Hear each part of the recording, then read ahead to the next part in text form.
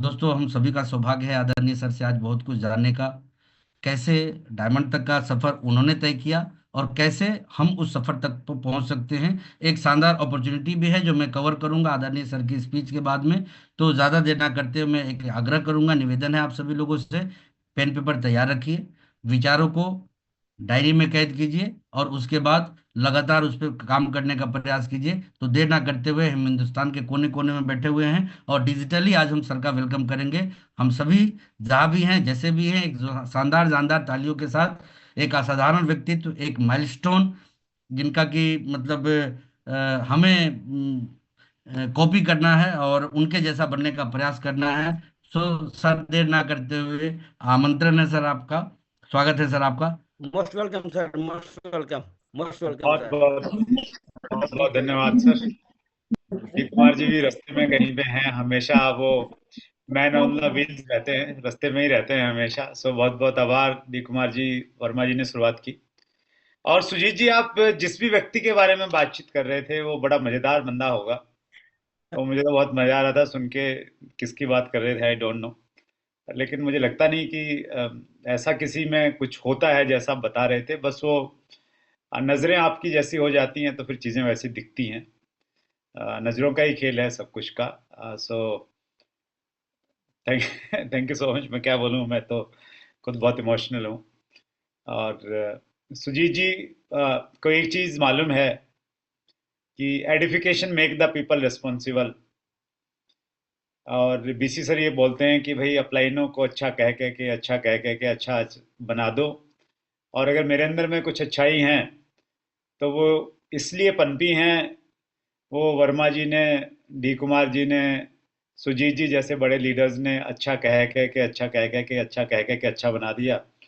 तो अब किसी से पंगा इसलिए नहीं लिया जाता कि सुजीत जी बोलेंगे कि यार मैंने तो बोला था कि सर आप किसी से पंगा नहीं लेते। तो अब मैं पंगा लूंगा तो फिर सुजीत जी की बात को थोड़ा झूठापन हो जाएगा, तो इसलिए पंगा नहीं लेता हूँ, सबको साथ में लेके चलता हूँ। तो अच्छा कह कह के अच्छा बनाने की जो कला है वो आपके अंदर में भी अगर आ जाएगी तो आप भी ऐसे ही बड़े लीडर बन सकते हैं जिस प्रकार से डी कुमार जी, सुजीत कुमार जी और बड़े बड़े तमाम लीडर्स आप देख पा रहे हैं। और इसको आप अपने घर पे भी अप्लाई कर सकते हैं। जो लोग शादीशुदा हैं, उनमें अक्सर ऐसा रहता है कि दोनों एक दूसरे को अच्छा बनाने में लगे रहते हैं कि भाई ये बाकी चीजें ठीक है लेकिन ये एक कमी इनमें है कि थोड़ा टाइम पे काम नहीं करते हैं, या कुछ भी मतलब खाना खा के बर्तन रसोई में नहीं रखते हैं, ये इनमें कमी है। तो कुछ ना कुछ जो कमियां एक दूसरे में हम दिखती हैं तो हम कोशिश करते हैं कि उनको सुधार दें थोड़ा सा। और जिंदगी के अंतिम सालों में जाके मालूम चलता है कि मैंने गलत प्रयास किए सुधारने के। ये प्रयास नहीं करता तो ज्यादा अच्छा रहता। तो वहां भी एक ही सूत्र है कि आपको जो जैसा मिला है उसे उसी अवस्था में उसे स्वीकार कीजिए और उसको प्यार कीजिए।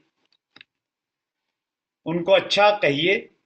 आप अगर अपनी पति को या अपने पत्नी को अगर आप अच्छा कहेंगे तो edification make the people responsible, वो वैसे हो जाएंगे।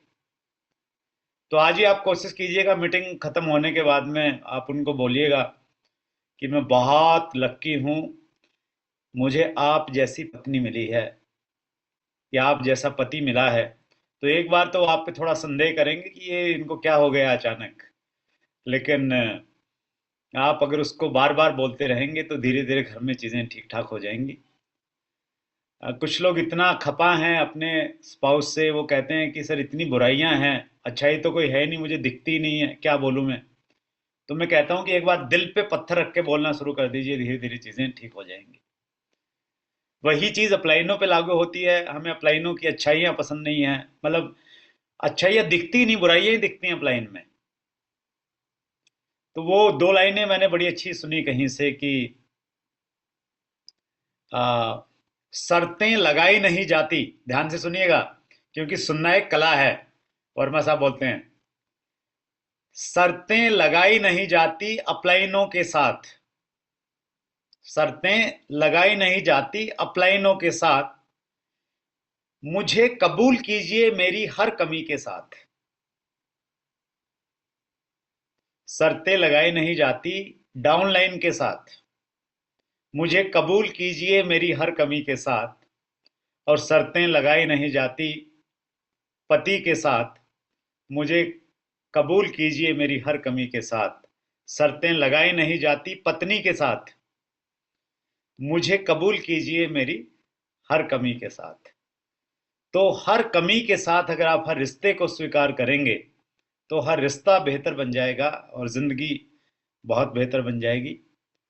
सुजीत जी, मैं आपको एक आइडिया दे रहा हूं, जिस प्रकार से आप चीज़ों का बखान कर रहे थे अभी थोड़ी देर पहले, तो उनको अगर आप एक किताब के रूप में लिख दें तो मुझे लग रहा है कि बेस्ट सेलर एक बुक बन सकती है।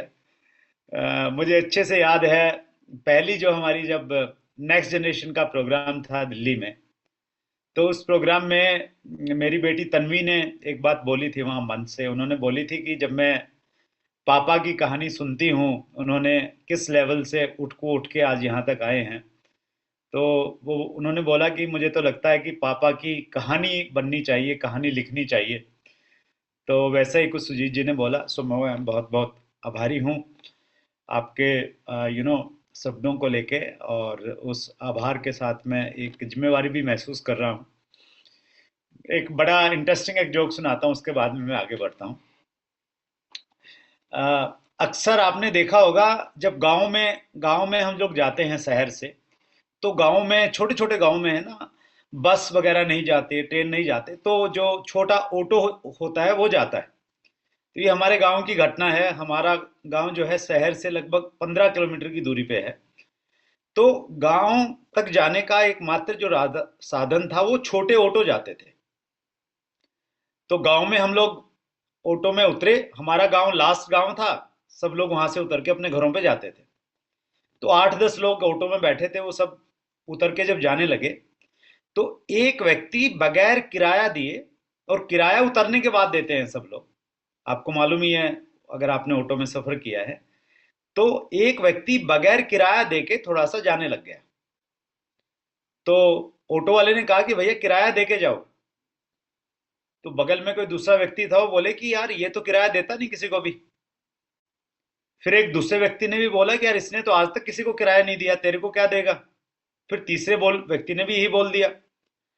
लेकिन वो ऑटो वाला बोला कि भैया इधर आओ, किराया दे के जाना पड़ेगा, ऐसे नहीं जाने दूंगा।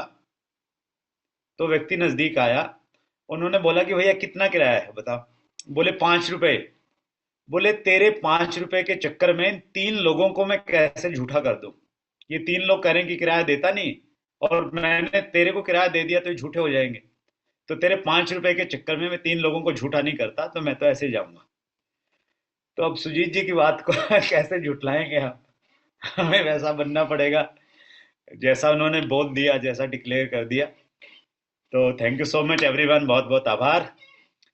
तो डी कुमार जी जाने जाते हैं बड़े विजन के लिए, बड़ी बातों को लिए, और उनको पूरा करने के लिए। और ये जूम का लिंक मैं देख रहा हूँ 1,000 से कम हो ही नहीं रहा है। बड़ी मुश्किल से होता है तो तुरंत फिर 1,000 पे आ जाता है।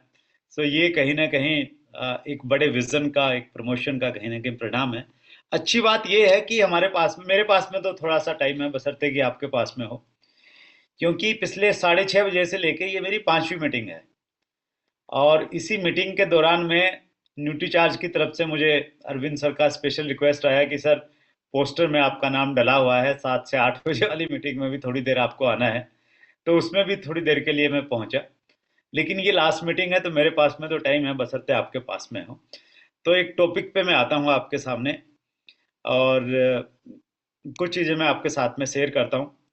और वैसे तो टॉपिक बड़ा है, और लेकिन वो कहते हैं ना कि बुद्धिमान और पढ़े लिखे लोगों को डिटेल में बताने की आवश्यकता नहीं होती है, उनको बस इशारा कर दो, वो इशारे से ही समझ जाते हैं। और मुझे मालूम है यहाँ सब पढ़े लिखे बुद्धिजीवी लोग हैं, तो मैं बहुत डिटेल में नहीं बताऊंगा, बस इशारे करूंगा आपको कुछ, और इशारों से आप समझ जाएंगे चीज़ों को लेके। आप सबका एक बार फिर बहुत बहुत स्वागत है। वाई आरसीएम, आरसीएम हमें क्यों करना चाहिए, इस पे मैं बहुत ज़्यादा बात नहीं करूंगा। कर सकता हूं, क्योंकि मैं पिछले 14 सालों से डायरेक्ट सेलिंग इंडस्ट्री से जुड़ा हुआ हूं। मिनिस्ट्री ने अभी 16 कंपनियों को नोटिस भेजा है, जो कंप्लायंसेस पूरे नहीं कर रही थी, आपने कहीं ना कहीं सोशल मीडिया पे देखा होगा। वो क्यों भेजा वो मालूम है। आगे क्या क्या होने वाला है वो थोड़ी खबर है। चूंकि मैं डायरेक्ट सेलिंग में स्क्रूटनी कमेटी का मेंबर था एसोसिएशन में, कंपनियों की हम स्क्रूटनी करते थे, तो कंपनियों के अंदर की खबर मालूम है कि कंपनियां किस रेट में प्रोडक्ट खरीदती हैं, किस रेट में बेचती हैं, प्लान में क्या लूपहोल्स रहते हैं, उन चीज़ों को जानता हूं। और उन चीज़ों को जानने के बाद बहुत कॉन्फिडेंस के साथ मैं ये कहता हूं, नॉर्थ और साउथ, ईस्ट और west, RCM is the best. We are in the best direct selling company. तो इसलिए आज मैं इस विषय पे बहुत ज्यादा बातचीत आपसे नहीं करूंगा। एक विषय पे बातचीत करना चाहता हूं जो मुझे लगता है बहुत इंपॉर्टेंट विषय है। वैसे तो आजकल ये एक मेरा बड़ा एक टॉपिक है एलडीपी का, the critical success factors. RCM में आपको डायमंड बनना है तो कुछ क्रिटिकल सक्सेस फैक्टर्स हैं, कुछ बहुत इंपॉर्टेंट चीजें हैं जिसके ऊपर में आपको काम करना पड़ेगा। तो 5-6 फैक्टर्स पे मैं बातचीत करता हूं, लेकिन एक फैक्टर पे थोड़ी सी बातचीत आज करूंगा। वो है हैव प्रोफेशनल अप्रोच। हमारी जो अप्रोच रहती है वो कैजुअल रहती है, ढीली ढाली रहती है, प्रोफेशनल अप्रोच नहीं है, फोकस्ड अप्रोच नहीं है। उसकी वजह से हमें मन चाहे परिणाम नहीं मिल रहे हैं, ग्रोथ नहीं आ रही है, लटके पड़े हैं, पिने नहीं बदल रही है हमारी, क्योंकि प्रोफेशनल अप्रोच नहीं है। और प्रोफेशनल अप्रोच अपनाने के लिए आपको दो चीजों की आवश्यकता है। पहली, बी कोचेबल, सीखने के लिए हमेशा तैयार रहिए। किताब से सीखिए, अपलाइन से सीखिए, जूम मीटिंग से सीखिए, एलडीपी से सीखिए, जब भी मौका मिले सीखिए हमेशा। दूसरी चीज, डेवलप रिक्वायर्ड स्किल्स। जो रिक्वायर्ड स्किल्स हैं, रिक्वायर्ड मतलब बेहद जरूरी, अति आवश्यक जो स्किल्स हैं उनको डेवलप कीजिए। उनके बारे में हमें थोड़ी बहुत जानकारी तो है, सतही जानकारी तो है, लेकिन उनको हमने डेवलप नहीं किया है। उनको डेवलप कीजिए। कौन कौन सी स्किल्स रिक्वायर्ड हैं? प्रोस्पेक्टिंग स्किल्स, जिसको हम लिस्ट मेकिंग कहते हैं। इसकी जानकारी तो है लेकिन सतही जानकारी है हमें। हम अपलाइन के कहने से अगर किसी कॉपी में अगर लिस्ट बनाते हैं तो 10 दिन के बाद वो कॉपी, वो लिस्ट भूल जाते हैं, पता नहीं कहाँ नाम लिखे थे, फिर ढूंढते ही रहते हैं। 10 दिन हमें ढूंढने में लग जाते हैं कहाँ लिखे थे नाम। अगर हमें ट्रेन में कोई व्यक्ति मिला पटना का और उस व्यक्ति का नंबर हमने सेव कर लिया और पटना में फिर कोई मीटिंग है, फिर हम बंदे का नाम ही भूल जाते हैं। यार किस नाम से कोई मिला था पटना, कोई कोई तो मिला था यार ट्रेन में, वो नंबर ही नहीं ढूंढ पाते हैं। क्योंकि प्रोफेशनली लिस्ट न हम मोबाइल में बना रहे हैं, न हम डायरी पे बना रहे हैं। तो उसको हमें डिवेल्प करना पड़ेगा, इस स्किल को। कॉन्टेक्टिंग स्किल्स, जिसको हम अपॉइंटमेंट्स भी बोलते हैं, इस स्किल के ऊपर में बहुत ज्यादा काम करने की आवश्यकता है। फोन पे क्या बोलना है, क्या नहीं बोलना। बहुत सारे लोग तो फोन पे ही प्रोडक्ट पूरा बता देंगे, प्रोडक्ट प्लान पूरा का पूरा बता देंगे, और वो सब सुनने के बाद में सामने वाला व्यक्ति बोलेगा कि मैंने नहीं मिलना जी, मैंने नहीं जुड़ना, मैंने नहीं खरीदना। तो कितना बोलना है वो बड़ा इंपॉर्टेंट है। प्रेजेंटिंग स्किल्स, जिसको हम एसटीपी बोलते हैं, सौदा प्लान भी बोलते हैं, और प्रेजेंटेशन को ही हम अभियान प्रचार का तरीका भी बोलते हैं। लोगों को अपने बारे में बताना,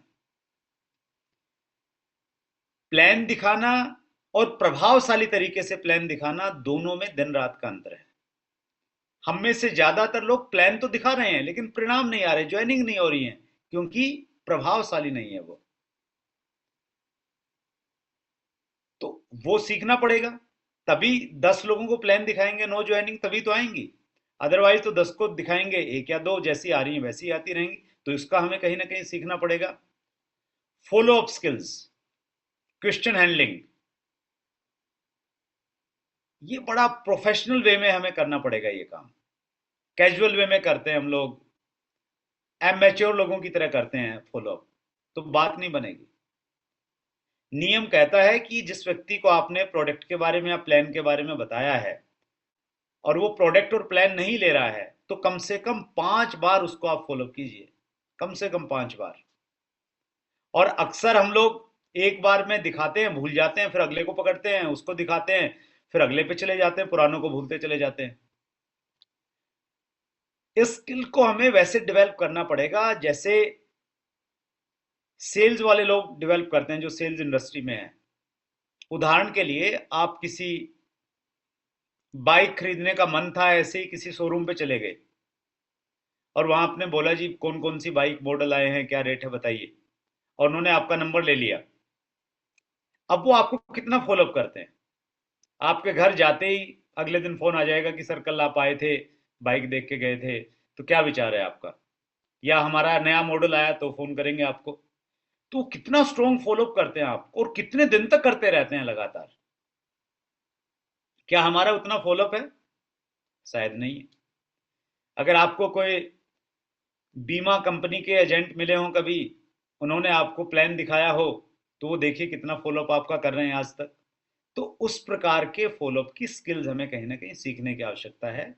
और एक और बेहद महत्वपूर्ण स्किल है जिसको बोलते हैं स्टार्टअप स्किल्स, या जिसको मैं बोलता हूं राइट टेक ऑफ। हम में से ज्यादातर डिस्ट्रीब्यूटर की एक समस्या है कि हमारी टीमें तो बन गई हैं, लोग भी आ गए हैं, लेकिन जो इतने लोग जुड़े हैं टीम में, वो सारे के सारे लोग कंसिस्टेंसी में नहीं आ रहे हैं। कुछ लोग कहेंगे सर कंसिस्टेंसी तो छोड़ दीजिए, 100 रुपए का सामान नहीं खरीद रहे हैं। कुछ लोग कहेंगे कि सर सामान खरीदना तो छोड़िए, फोन ही नहीं उठाते हैं। एक आध सज्जन ऐसे भी होंगे जो कहेंगे सर फोन उठाना तो छोड़ दीजिए, मेरा तो नंबर ही ब्लॉक कर दिया है। और ये स्थिति हमारे साथ इसलिए है क्योंकि हमने सही समय पे उनके साथ सही काम नहीं किया, राइट टेक ऑफ नहीं किया। शुरुआत में 7 दिन जो उनके साथ में बिताने थे ना, जो काम करने थे, वो नहीं किए। इस वजह से बाद में अगर आज आप करोगे तो बड़ी मुश्किल से वो लाइन पे आएंगे। अगर हम आज से 100 साल पहले की बात करें, इवन 50 साल पहले की बातचीत करें, जो हमारे थोड़ा सा बड़े लोग हैं, एज लोग हैं, वो मेरी बात से सहमत होंगे कि पहले जमाने में जो नवजात शिशु होते थे उनका मृत्यु दर बहुत ज्यादा रहता था। और पेरेंट्स ज्यादा बच्चे इसलिए भी उनके होते थे क्योंकि जवानी तक जाते जाते बहुत सारे टपक जाते थे। कभी कोई महामारी आ गई, कभी बच्चे को पोलियो हो गया, कभी कुछ हो गया, कभी कुछ हो गया। लेकिन जैसे जैसे मेडिकल साइंस ने प्रोग्रेस की, कुछ ऐसे इंजेक्शन लगने लगे जो प्रेगनेंसी के टाइम ही लगने लग जाते हैं, ताकि बच्चे को और बच्चे की मां को कोई दिक्कत नहीं हो। जैसे हमारे यहाँ डीएचए है। डीएचए कब दिया जाता है? जब महिला गर्भवती होती है तब दिया जाता है, ताकि बच्चा स्वस्थ हो, उसका जो माइंड है वो डेवलप हो पाए अच्छे से। सिग्नल का थोड़ा इश्यू आ जाएगा कहीं बाई दी वे, तो आप लोग संभाल लीजिएगा बीच में। अब तक तो सही जा रहा है मेरे ख्याल से। सही है सर। सुजीत जी सिग्नल से। बिल्कुल। चलिए, बहुत बहुत धन्यवाद। तो डीएचए जैसे काम करता है, तो वैसे ही जब बच्चा पैदा हो जाता है तो उसके बाद में अलग अलग इंजेक्शन है, पोलियो का लगाना पड़ता है, ये लगाना पड़ता है। तो इन सब चीजों की वजह से जो नवजात शिशु मृत्यु दर था वो काफी कम हो गया है। और पेरेंट्स प्लान करते हैं कि 2 बच्चे प्लान करेंगे, और परमात्मा की कृपा रहती है, दोनों बच्चे स्वस्थ रहते हैं। तो अगर हम चाहें तो हम भी अपने अनुभव के आधार पर इन चीजों को शामिल करके अपनी टीम में ऐसा कल्चर पैदा करके इस समस्या को खत्म कर सकते हैं कि लोग तो हैं लेकिन कंसिस्टेंसी में नहीं आ रहे हैं, मीटिंग में नहीं आ रहे हैं, बात ही नहीं सुनते हैं। तो इसको हमें सीखना पड़ेगा। और ये सारी की सारी स्किल जो मैंने अब तक बताई है, ये हमने डायरेक्ट सेलिंग का विजेता कैसे बने पार्ट 1 में इनको काफी हद तक कवर करने की हमने कोशिश की है, ताकि लोग थोड़ा सा सीखें और उनका जो सफलता की दर है वो कहीं ना कहीं बढ़ जाए। लेकिन आज मैं एक विशेष स्किल के ऊपर मैं बातचीत करना चाहता हूं, जो स्किल और जो काम है तो बहुत महत्वपूर्ण, लेकिन इस पे बहुत ज्यादा बात नहीं हुई है आज तक, और मैंने भी बहुत ज्यादा बात नहीं की है। प्रमोटिंग इवेंट्स को प्रमोट करना, और इट इज गेम चेंजर, ये गेम चेंजर है। इसकी बात मैंने शुरू की। ये किताब एक मेरे हाथ में है अभी, ये आपको स्क्रीन पे भी दिखाई दे रही होगी, my first 50 years in network marketing. Harvey Conor एक राइटर हैं, उन्होंने 50 सालों तक डायरेक्ट सेलिंग में काम किया है, 50 सालों तक, और फिर उन्होंने किताब लिखी है। बहुत भारी भरकम किताब है, वजन मैं ले रहा हूं तो मुझे मालूम चल रहा है, बहुत मोटी है, और इसका हर पृष्ठ कलरफुल है, बहुत मोटा है, बहुत महंगी किताब है।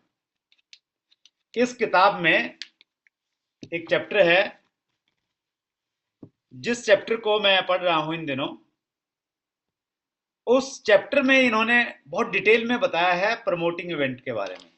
और ये कहते हैं इस किताब में, कोई भी व्यक्ति अगर मीटिंग हॉल भर सकता है तो वो डायरेक्ट सेलिंग में किसी भी मुकाम पे जा सकता है, और कोई मीटिंग हॉल नहीं भर सकता है तो फिर वो लोगों को भी ज्वाइन नहीं करवा पाएगा। एक और राइटर हैं डगविड, इनकी किताब शायद आपने देखी भी होगी, पढ़ी भी होगी, अनूठा बिजनेस विशेषज्ञ ब्रीफ केस के साथ, हिंदी में भी उपलब्ध है, the out of town expert with the brief case. डगविड कहते हैं कि direct selling is all about crowd, ये भीड़ का काम है। अगर आप भीड़ जुटाने में कामयाब हैं, और डायरेक्ट सेलिंग में ही क्यों, कहीं पे भी, नेता कौन सा बड़ा जिसकी रैली में ज्यादा लोग आते हैं, साधु महात्मा कौन बड़ा जिसके सत्संग में ज्यादा लोग आते हैं, मंदिर कौन सा बड़ा, बालाजी कौन से बड़े जिसमें ज्यादा लोग जाते हैं। तो लोगों का खेल है स्पेशली डायरेक्ट सेलिंग में। और डगविड बोलते हैं कि अगर आपने मीटिंग के टिकट सेल करना सीख लिया तो आप कोई भी प्रोडक्ट सेल कर सकते हैं, और आपसे मीटिंग के टिकट सेल नहीं होते तो साबुन भी सेल नहीं कर पाएंगे। डगविड ये भी कहते हैं कि अगर आप लोगों को मीटिंग में ला सकते हैं तो फिर किसी को भी ज्वाइन करवा सकते हैं। तो direct selling is all about crowd, ये डगविड जैसे बड़े लोगों ने कहा है, जिन्होंने 50-50 साल इंडस्ट्री में डाले हैं और दुनिया भर में काम किया है, उनका ये मानना है। और क्यों इंपॉर्टेंट है इवेंट, वाई इवेंट्स, क्यों हमें अपनी टीम को इनमें बैठाना चाहिए? पहली वजह है ये सोशल प्रूफ है। वहां पे जानने के बाद में आदमी को सोशल प्रूफ मिल जाता है कि लोग कर रहे हैं, मुझे भी करना चाहिए। ड्राइंग रूम में बैठा के समझाते रहो, बात समझ में नहीं आती है। बिगर vision and updates, home meeting में छोटा विजन, मंथली सेमिनार में उससे बड़ा, एनिवर्सरी प्रोग्राम आपने देखा 24 नवंबर को, उसमें थोड़ा और बड़ा विजन हमको मिला। लेकिन इंडस्ट्री का बड़ा विजन चाहिए तो उसके लिए मैं एक प्रोग्राम की बातचीत करूंगा जिससे और बड़ा विजन आपको और आपकी टीम को मिल सकता है। तो जितना बड़ा प्रोग्राम उतना बड़ा विजन क्लियर होगा। लिव इंस्पायर्ड, आपकी टीम ढीली है, एनर्जी नहीं है, पूरी ताकत मीटिंग पे लगाइए। एक मीटिंग पूरी टीम में जोश भरने का काम करेगी, तो पावर हाउस का काम करती है meetings. Reality of how much business is growing and how many new achievements are coming, वाकई में बिजनेस कितना चल रहा है और कितनी उपलब्धियां आ रही हैं, ये तभी मालूम चलता है जब आप किसी बड़े इवेंट में जाते हैं। जिन लोगों को रॉयल्टियां नहीं आ रही हैं उनको लगता है रॉयल्टी पे जाना बड़ा मुश्किल है, कोई जा ही नहीं पा रहा होगा। लेकिन जो लोग 24 नवंबर को दिल्ली एनिवर्सरी प्रोग्राम में बैठे थे, उन्होंने जब अपनी आंखों से देखा कि 1000 से ज्यादा लोगों के हाथों में रॉयल्टी की ट्रॉफी थी, तब उनको लगा कि नहीं, रॉयल्टी पे लोग तो जा रहे हैं, मैं नहीं जा रहा, तो मुझे अपने काम करने के तरीके में सुधारना पड़ेगा या ज्यादा मेहनत करना पड़ेगा। तो वो प्रेरणा इवेंट में जाके मिलती है। रॉयल्टी चीवर हैं, वर्षों से रॉयल्टी पे ही है, टेक्निकल पे नहीं जा रहे, उनको लगता है बड़ा मुश्किल है। लेकिन जो यूनिवर्सिटी में आए उन्होंने देखा अपनी आंखों से, सैकड़ों लोग नए पल बने हैं, सैकड़ों लोग नई नई पिनों पे आए हैं। तो बड़ी इवेंट में जाने का ये फायदा रहता है। Relatability with profession and people, आपका हर डाउनलाइन आपसे रिलेट नहीं करेगा क्योंकि वो आपके प्रोफेशन से रिलेट नहीं कर रहा है। लेकिन जब वो मीटिंग में जाएगा तो उसको अपने प्रोफेशन जैसे लोग वहां पे काम करते हुए दिखेंगे, फिर उसको लगेगा कि यस मेरे जैसे लोग कर रहे हैं तो फिर मैं भी कर सकता हूं। तो वो कहीं ना कहीं वहां से हमें जानने को और देखने को मिलता है। कम इन अप्लायंस फोकस, अगर आपके फोकस में आना चाहते हैं तो चाय पिलाने से और समोसा खिलाने से अप्लाइन का फोकस नहीं आएगा। लेकिन अगर आप हर बड़ी मीटिंग में उनको दिखाई देते हैं तो धीरे धीरे उनका फोकस आप पे आएगा, आपका सीरियस लेवल पता लगता है अगर आप हर मीटिंग में दिखते हैं उनको। तो सातवां बड़ा इंपॉर्टेंट कारण है, it plays role of third party. ये थर्ड पार्टी का काम करता है। जब आप अपनी टीम को कोई अच्छी बात बता रहे होते हैं तो आप फर्स्ट पार्टी हैं और आपकी टीम का डाउनलाइन जो आपके सामने बैठा है वो सेकंड पार्टी है। उसको लगता है कि आपको फायदा है इसलिए आप उसको बता रहे हैं, वो आपकी बात को उतना महत्व नहीं देता। लेकिन वही व्यक्ति जब एक मीटिंग में जाता है और मीटिंग में एक थर्ड पार्टी, एक तीसरा व्यक्ति जिसका उससे डायरेक्ट कोई कनेक्शन नहीं है, वही बात जब वो वहां से बोलता है और वो उसके कानों में जाती है तो उसकी समझ में आ जाती है। एक बड़ी मजेदार कहानी है। एक बार मुल्ला नसरुद्दीन अपनी बेगम के साथ में होटल में गए और उन्हें ऊपर की मंजिल पे जाना था तो इसलिए लिफ्ट में प्रवेश किया। और जब वो लिफ्ट के अंदर गए उसी समय खूबसूरत महिला भी लिफ्ट के अंदर एंटर की।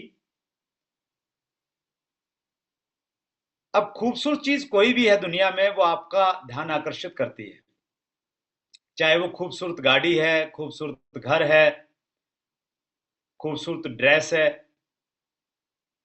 तो उस खूबसूरत महिला ने मुल्ला जी का भी ध्यान आकर्षित किया। अब मुल्ला जी उसको देख रहे हैं, देखना चाहते हैं, साथ में ये भी देख रहे हैं कहीं बेगम ना देख रही हो कि मैं इसको देख रहा हूं। फिर ये भी सोच रहे हैं कि 5 सेकंड का ही टाइम है, 5 सेकंड में देखा तो देखा, नहीं तो फिर ये महिला बाहर चली जाएगी और मैं पूरा दिन पछताता रहूंगा कि एक जी भर के देख ही लेता कम से कम। अब बड़े कंफ्यूजन में है कि देखूं कि नहीं देखूं, देखूं तो किस एंगल से देखूं। इतनी देर में सामने जो खूबसूरत महिला थी वो एक जोरदार थप्पड़ मुल्ला जी के गाल पे मारती है और कहती है ये उम्र और चकुटी काटते हो, और ये कह के लिफ्ट से बाहर चली जाती है। अब मुल्ला जी ने चकुटी काटी नहीं थी, बड़े शर्मसार हो गए, बड़े बेगम के सामने शर्मिंदा हैं और बेगम को कहते हैं बेगम अल्लाह की कसम मैंने चकुटी नहीं काटी थी। बेगम कहती है कि इसमें अल्लाह की कसम खाने की क्या बात है, मुझे मालूम है तुमने चकुटी नहीं काटी थी, चकुटी तो मैंने काटी थी। मुल्ला जी बोले तुमने चकुटी काटी थी? बोले हाँ, तुम उसको ऐसे घूर रहे थे, मुझे लगा कि मैं तुम्हें एक थप्पड़ मारूं। मुल्ला जी ने कहा कि अगर ऐसा था तो तुम मार लेते, उससे क्यों मरवाया? बेगम ने कहा कि मेरी बात तुम्हें समझ में नहीं आती, थर्ड पार्टी से समझोगे तो जल्दी समझ में आएगी और लंबे समय तक याद रहेगी। तो थर्ड पार्टी बहुत काम करती है। जो थप्पड़ आप नहीं मार सकते ना, वो थप्पड़ मीटिंग में बैठ के आप किसी दूसरे से मरवा सकते हैं। तो थर्ड पार्टी का काम भी बड़ी मीटिंगें करती हैं। आठवीं वजह और अंतिम वजह है ये, solution of international problem. RCM के डिस्ट्रीब्यूटर की इंटरनेशनल प्रॉब्लम ये नहीं कि रशिया का और यूक्रेन का युद्ध कब समाप्त होगा। हमारी प्रॉब्लम ये है कि हमारी सेकंड लेग कब चलेगी। फर्स्ट में तो खूब आ रहा है, सेकंड में नहीं बढ़ रहा। तो वो जो सेकंड लेग वाली प्रॉब्लम है ना, उसका समाधान भी मीटिंगें हैं। वो प्रॉब्लम है ही इस वजह से क्योंकि सेकंड लेग के लोग नहीं बैठ रहे हैं वहां पे। और सेकंड लेग के लोग बैठने लग गए बड़ी मीटिंगों में, तो सेकंड लेग में ऊर्जा आएगी, विजन आएगा, वो बढ़ जाएगी ऑटोमेटिकली। तो इन सारी समस्याओं का समाधान मीटिंगें हैं। और साल की जो सबसे बड़ी मीटिंग है, वर्मा जी ने शुरुआत में बोला था, वो है फ्रेंड्स मीट। जो साथी बहुत ज्यादा नहीं जानते फ्रेंड्स मीट के बारे में और चैट विद सुरेंद्र वत्स के बारे में, उनको मैं बताना चाहता हूं। 1 जनवरी 2019 को चैट विद सुरेंद्र वत्स इस यूट्यूब चैनल की हमने शुरुआत की और काफी सारे लोग धीरे धीरे इसमें जुड़ने लग गए। हम हर मंगलवार को रात 8 बजे यहाँ पे एक एपिसोड लेके आते हैं। आपके जो ग्रेट अपलाइंस हैं, चाहे वो सुजीत कुमार सिंह हैं, चाहे वो डी कुमार जी हैं, चाहे वो एसपी वर्मा जी हैं, इस प्रकार के तमाम बड़े लीडर्स को हमने इनवाइट किया है और उनका इंटरव्यू आप वहां पे देख सकते हैं। तो शुरुआत में बहुत सारे लोगों को प्रोग्राम अच्छा लगा और बहुत सारे लोग जो आरसीएम से नहीं जुड़े थे, दूसरी कंपनियों से जुड़े हुए थे या आरसीएम से भी जुड़े थे, हमारी अपलाइन में डाउनलाइन में नहीं थे, तो वो लोग संपर्क करने लग गए कि सर हम आपसे मिलना चाहते हैं, आप बहुत अच्छा काम कर रहे हैं। तो अब सबसे तो ऐसे मिला जाना संभव नहीं था, तो एक आइडिया आया दिमाग में कि साल में एक इवेंट करते हैं जिसमें सब लोगों से मिलेंगे, सबको बोलेंगे कि भैया उस इवेंट में आ जाइए, वहां मिलेंगे हम रूबरू आपसे। तो एक आयोजन किया, फ्रेंड्स मीट, दोस्तों से मिलना। तो ऐसा कोई नाम पहले था नहीं, कभी कहीं नहीं मिलेगा आपको। तो एक नया नाम आया फ्रेंड्स मीट और हमने 2020 में एक आयोजन किया दिल्ली में, तालकटोरा स्टेडियम में से, आप में से शायद कुछ साथी उसमें रहे होंगे। और वो इतना सुपर हिट प्रोग्राम रहा, पहली बार 32 बड़े लीडर्स एक साथ एक मंच पे इकट्ठा हुए इंडस्ट्री के। और लोगों की डिमांड आने लगी कि ये प्रोग्राम हर साल होना चाहिए, तो हर साल हम ये प्रोग्राम करते आए थे दिल्ली में। लेकिन इस बार परमात्मा आपके बड़े लक्ष्यों को तक आपको पहुंचाना चाहता है, क्योंकि मेरा ये मानना है जब आप कुछ बड़ा सोचते हैं तो प्रकृति ऐसी कुछ प्लानिंग करती है कि आपके आस पास में कुछ बड़ी चीजें होने लग जाती हैं। और मुझे लगता है बिहार, वाराणसी, ये जो बेल्ट है, इस बेल्ट के लोगों ने कुछ बड़ा सोच रखा है। इसी वजह से इस बार का फ्रेंड्स मीट पटना में होने जा रहा है 16 फरवरी को। देश का सबसे बड़ा और सबसे सुंदर ऑडिटोरियम बापू सभागार में सुबह 10 बजे ये आयोजन होगा। 10 बजे से लेके शाम 4 बजे तक का प्रोग्राम रहेगा। जो लोग इसको अटेंड करेंगे उनको दिन में लंच प्रोवाइड करवाया जाएगा, क्योंकि पूरे दिन का प्रोग्राम है। और इस प्रोग्राम में क्या होने वाला है, जिन लोगों को इसके बारे में मालूम नहीं है, तो मैं उनको बताना चाहता हूं। इस प्रोग्राम में न केवल मात्र आपको आरसीएम के टॉप लीडर्स मिलेंगे, अपितु डायरेक्ट सेलिंग इंडस्ट्री के वो एथिकल कंपनियों में काम वाले लीडर्स मिलेंगे जिन्होंने बड़े बड़े एम्पायर खड़े करे हैं, जिनका बड़ा नाम है, जिनकी बड़ी इज्जत है। और उनके साथ साथ में वो बड़े ट्रेनर देश के, जिनकी एक ट्रेनिंग लेने के लिए अगर आपने उनको अपनी टीम के लिए बुलाना है ट्रेनिंग देने के लिए, तो उनकी एक एक दिन की फीस 10-10 लाख रुपए होती है। आप स्नेह देसाई जी को बुलाइए अपनी टीम में, एक दिन का 10 लाख रुपए लेते, एक दिन का नहीं, 2 घंटे का। 2024 के फ्रेंड्स मीट में हमारे जो मेहमान थे वो स्नेह देसाई थे, दीपक बजाज थे, ललित अरोड़ा थे, राम वर्मा थे, राजेश अग्रवाल थे। तो इन सब लोगों का अगर आपने ट्रेनिंग लेना है, उनके इवेंट में जाके लेना है, तो 8 से 10 हजार रुपए आपको खर्च करना पड़ेगा। और एक दिन में बात नहीं बनेगी, 4-5 दिन चाहिए, 2-2, 3-3 घंटे की ट्रेनिंग लेने के लिए, और उतना ट्रेवल करना पड़ेगा। तो वो सब तामझाम आपको करना पड़ेगा, तब आपको एक दिन में इतनी एजुकेशन नहीं मिल सकती, उसके लिए टाइम भी लगाना पड़ेगा। लेकिन आपके पास में मौका है इतने बड़े लोगों से सीखने का, और वो मौका है फ्रेंड्स मीट। लेकिन थोड़ी सी समस्या ये है कि इस प्रोग्राम की मैक्सिमम सीटें सोल्ड हैं। वीआईपी जो सीटिंग है, ये 3 दिन पहले फुल सोल्ड हो गया है। एक भी सीट किसी भी कीमत पे अवेलेबल नहीं है। हाँ, ब्लैक पे मिल सकती है, जिन्होंने पहले खरीद लिया, उन्होंने खरीदा था, मान लेते हैं इसको 3700 रुपये में, तो आप उसको 10 हजार रुपये में आप बात कर सकते हैं कि भैया 10 हजार रुपये में दे दे, एक तुम्हारे पास में है, तो कुछ जुगाड़ आप कर सकते हो। लेकिन officially it's sold. Silver category 95 sold हैं, 5% बची हुई हैं, और मेरी इच्छा ये है, दिली इच्छा ये है कि ये 5% सिर्फ आरसीएम में जाएं, और आरसीएम में भी उस टीम में जाएं जो मेरे दिल के बहुत नजदीक है।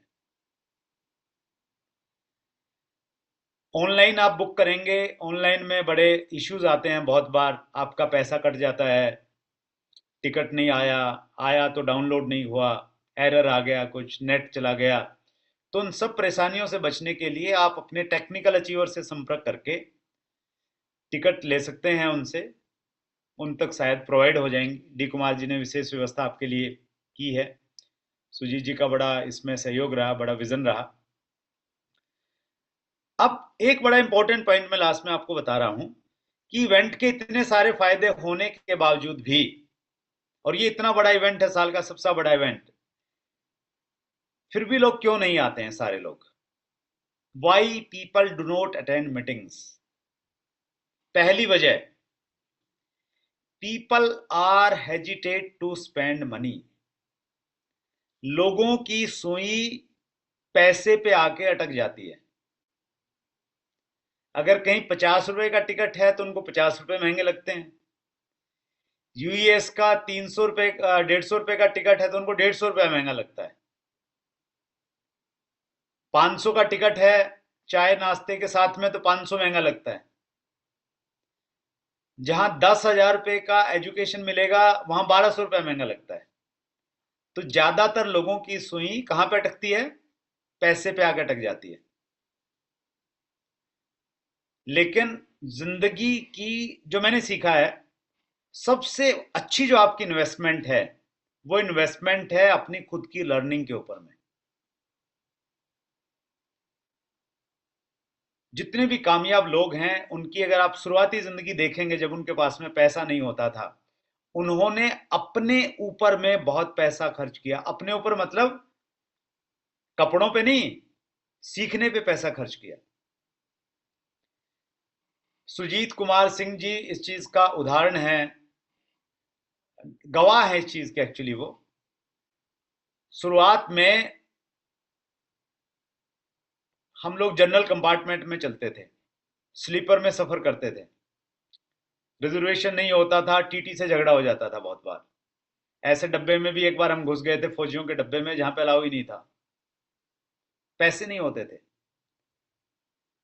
कई ऐसे वाकये मुझे याद हैं कि मैं स्टेशन पे खड़ा हूं, बुक स्टॉल के सामने, भूख लगी हुई है, साथ में बुक स्टॉल के साथ में एक खाने पीने की भी जगह है, 100 रुपये हैं बस जेब में।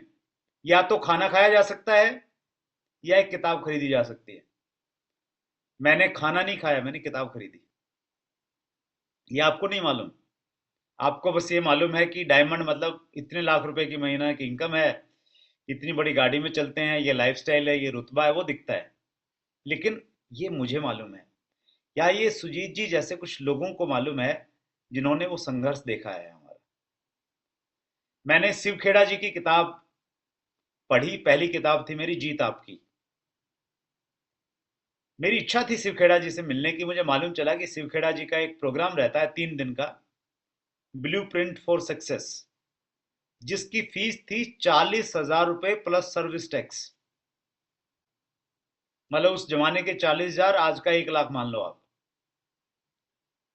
मेरे पास में बहुत ज्यादा पैसा नहीं था उन दिनों, लेकिन मैंने वो 40,000 रुपए और सर्विस टैक्स देके वो मीटिंग अटेंड की, अपने ऊपर में इन्वेस्टमेंट किया, और उसका परिणाम ये रहा कि मैं दूसरे लोगों से तेजी के साथ में मैं आगे बढ़ गया, डुप्लीकेशन भी हो गया, सारी काम में हो गए।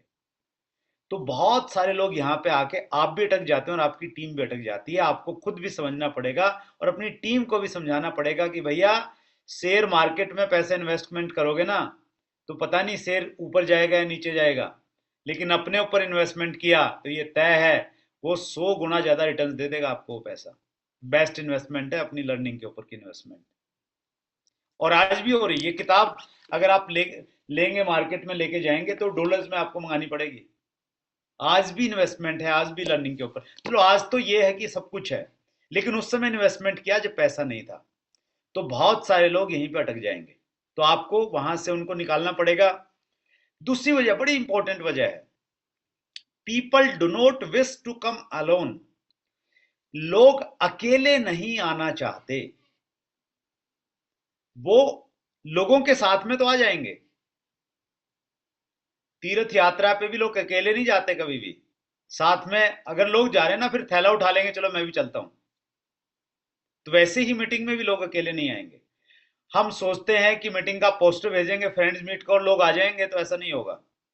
आपको ऐसी व्यवस्था करनी पड़ेगी, समूह बनाना पड़ेगा।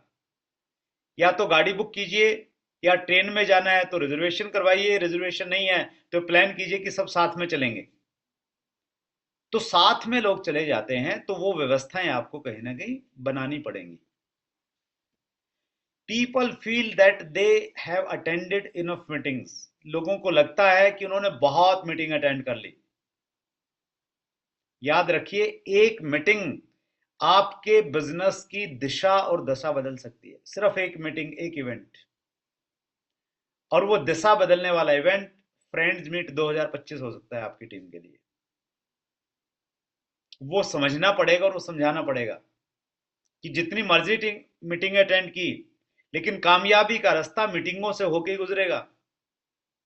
और कोई शॉर्टकट नहीं है, और कोई दूसरा रास्ता नहीं है जहां आप लोगों को बैठा सकें, विजन क्लियर सके कर सकें, लोग रिलेट कर सकें, थर्ड पार्टी प्रिंसिपल अप्लाई हो सके, वो मीटिंगों से ही मिलेगा। और चौथी और लास्ट वजह है, meeting has not been promoted properly. मीटिंगों की हमने अच्छे से प्रमोशन नहीं किया है, इसलिए लोग मीटिंगों में नहीं आते हैं। हमारे खुद के अंदर उत्साह नहीं है उस मीटिंग को लेके, इसलिए लोग नहीं आते हैं। अगर फ्रेंड्स मीट की सूचना आपको ऐसे ही मिल गई हो किसी सोशल मीडिया पे, तो शायद आप नहीं आते। ये अच्छे से प्रमोट की जा रही है, अब शायद आपका मन बनेगा आने का और आप आ भी जाएंगे। तो कोई होम मीटिंग है या बड़ी इवेंट है, अगर उसका प्रमोशन प्रॉपरली आप करेंगे तो लोग आएंगे। लूज ढीला ढाला प्रमोशन करेंगे तो लोग नहीं आएंगे। तो ये 4 कारण है जिसकी वजह से लोग नहीं आते हैं। एक इंपॉर्टेंट अभी टॉपिक ये है कि लोगों को कैसे इनवाइट करें, how to invite for event. अब चूंकि आप समझदार आदमी हैं, मैं डिटेल में नहीं जाऊंगा, सिर्फ हिंट दूंगा आपको क्या करें। अगर आपने फ्रेंड्स मीट में ही लोगों को लेके आना है ज्यादा, तो क्या करें। पहला पॉइंट, इनवाइट मैक्सिमम पीपल। ज्यादा से ज्यादा लोगों को बुलाइए, ज्यादा से ज्यादा। अपनी लिस्ट खोलिए, फोन पे लग जाइए, जुट जाइए ज्यादा से ज्यादा लोगों को। सिर्फ व्हाट्सएप भेजने से बात नहीं बनेगी, कॉलिंग करनी पड़ेगी ज्यादा से ज्यादा लोगों की। क्यों करनी पड़ेगी। Only 20 to 50% people will join meeting. 20 से 50% लोग ही आते हैं, वो भी प्रॉपर फॉलोअप से। तो ज्यादा लोगों को तैयारी करेंगे, तब लोग आपके मीटिंग में एक संख्या में, एक अनुपात में पहुंचेंगे। By prospects ticket. जो व्यक्ति ज्वाइन नहीं है, जिसने अभी तक ज्वाइन नहीं किया है, उसका टिकट आप खुद खरीदिए। चाहे वो 50 रुपए का टिकट है या वो 1200 रुपए का टिकट है। नया व्यक्ति अदरवाइज यहीं पे रुक जाएगा, उसकी सुई यहीं अटक जाएगी कि नहीं, इतने पैसे लगेंगे तो मैं नहीं जाऊंगा, क्योंकि उसके पास विजन नहीं है वो। अगर आपके पास में विजन है तो ये आपकी सही इन्वेस्टमेंट है। लेकिन जैसे ही वो ज्वाइन हो जाता है, तो उसको फिर सिस्टम बता दीजिए कि भैया दोस्ती पक्की, खर्चा अपना अपना। आज के बाद में टिकट आपने खुद लेनी है, क्योंकि सिस्टम ये कहता है। लेकिन पहले आप परचेज कर लीजिए, आपकी संख्या बढ़ जाएगी। Create curiosity. जब आप इनवाइट करें, इस प्रकार से इनवाइट करें कि सामने वाले अंदर क्यूरियोसिटी पैदा हो, एक उसको ये लगे कि यार मुझे जाना ही चाहिए वहां पे, नहीं तो मेरी जिंदगी में बहुत कुछ मिस हो जाएगा। ये मानव स्वभाव है, जब आप किसी को आधी अधूरी बात बताते हैं ना, तो सामने वाले की इच्छा रहती है सुनने की। इसको आप प्रैक्टिकल कीजिएगा। आज मीटिंग खत्म होने के बाद में, अगर आप शादीशुदा हैं, तो आप अपनी धर्म पत्नी से या अपने धर्म पति से ये बोलिएगा कि मैंने बड़ी एक खास बात आपसे करनी थी, 2-3 दिन से सोच रहा था, फिर भूल गया था, अब याद आई है, चलो बताता हूं। और ऐसा कह के फिर चुप हो जाइए। अब वो बोले अच्छा क्या आप बताने वाले थे, आप बोले कि चलो छोड़ो, खाना लगाओ, भूख लग रही है। तो आपको क्या लगता है खाना मिलेगा आपको? आपको खाना तभी मिलेगा जब तक आपको बात नहीं बता देंगे, और अब बात नहीं बताएंगे तो खाना भी नहीं मिलेगा और सुबह ब्रेकफास्ट भी नहीं मिलेगा। तो ये ह्यूमन नेचर है। आप सब कुछ अगर बता देंगे तो लोग शायद मीटिंग में नहीं आएंगे, तो वो कला सीखनी पड़ेगी। ये भी एक स्किल भी है, एक आर्ट भी है, कला भी है, तो वो आप सीखिए। चौथा बड़ा इंपॉर्टेंट है ये, क्रिएट शॉर्टेज ऑफ टिकट्स। पहले आपको प्लानिंग करनी पड़ेगी। ये पटना का इवेंट डिक्लेयर करने से पहले ही हमने आधा से ज्यादा टिकट सेल कर दिया था, उसके बाद में वेन्यू बुक किया है। मेन लोगों से बातचीत हो गई, उनका कमिटमेंट हो गया उसके बाद में, और अभी 95% से ज्यादा सोल्ड आउट। इस बार एनिवर्सरी प्रोग्राम था, आपने मालूम होगा एनिवर्सरी प्रोग्राम में 10-15 दिन